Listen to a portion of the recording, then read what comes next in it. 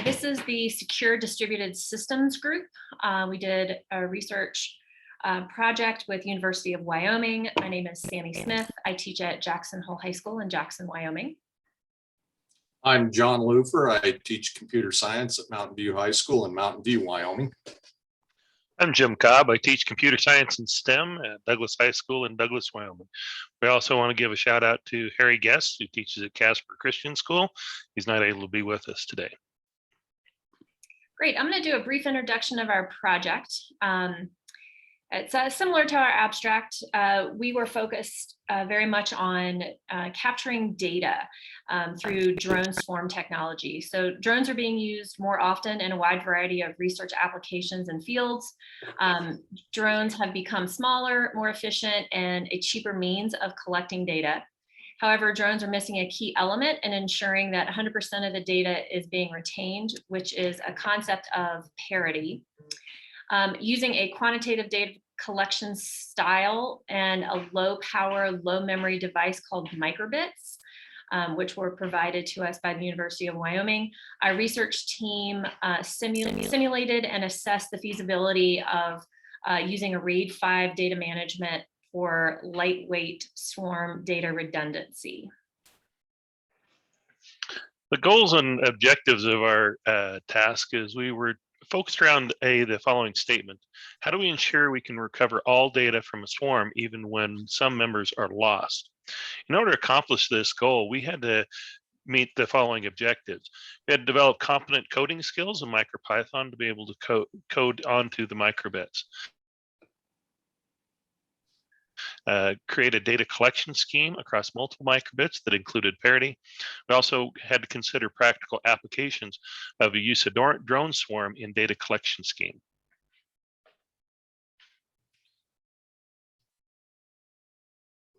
The equipment, methods, and procedures that we used to carry out our research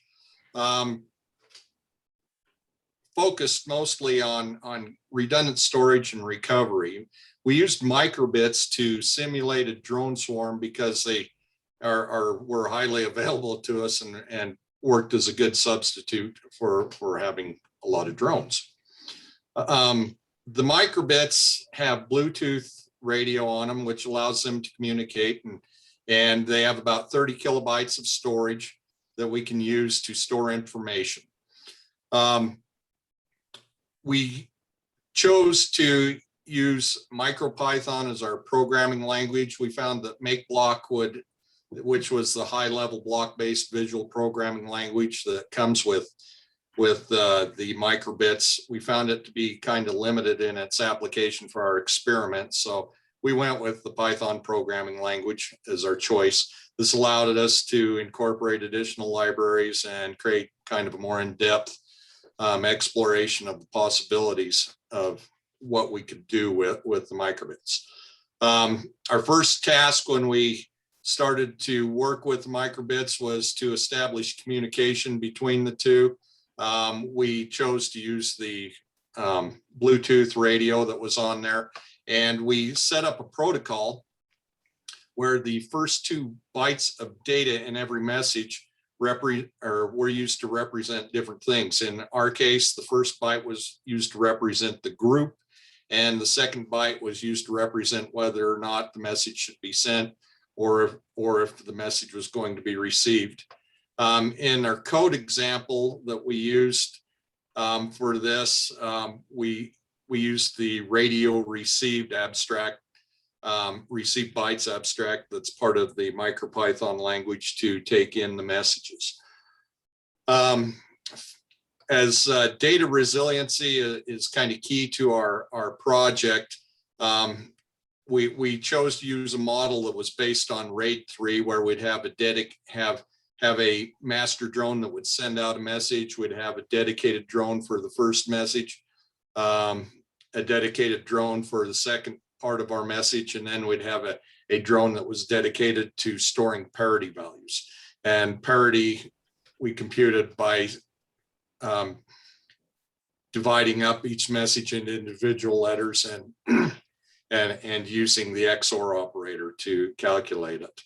And in our example, or in our research, we were able to come up with code that would take in incoming messages and differentiate between message length and make adjustments so that we could be very consistent with calculating parity values and then be able to restore the data if one of our drones was lost. And that was kind of the focus of our methods and what we used to actually carry out our procedure. I can touch just very quickly as well on potential classroom implementation plans. So I teach at Jackson Hole High School in our digital fabrication lab. It's a very tech-oriented space. This would be a really awesome addition. I already use Arduino, but using Python and microbits in my classroom would help really round out that unit that I have been doing for a few years now with my students. And similarly at Douglas High School, in our STEM class, we use Arduinos to teach digital electronics. This could be a nice addition to getting students into the Python programming language instead of just working in the modified C++ language that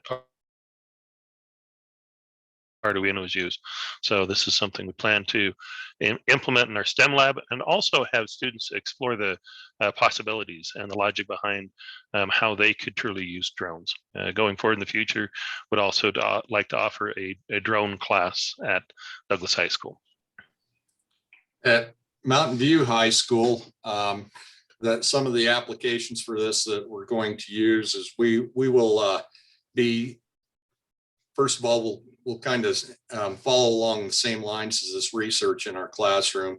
Some of the field applications that we're going to use, we're going to work with the Water Conservancy District over here, and we're going to be using drones and some of the sensors that we have existing in our irrigation system out here. And we're going to measure soil moisture content as well as stream flow in a couple of the river systems here in Bridger Valley.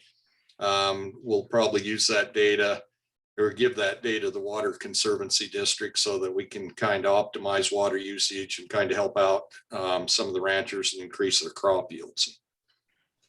And this will give our students kind of a real life application as to what computer science can be used for. Great. Some of the future work that, some of the future work that I can see us carrying out with this research is we could go so far as to maybe figuring out a RAID 5 configuration for our drone swarms, where we spread out the parity bits across various drones and kind of make a more resilient model for recovering data off drones too. So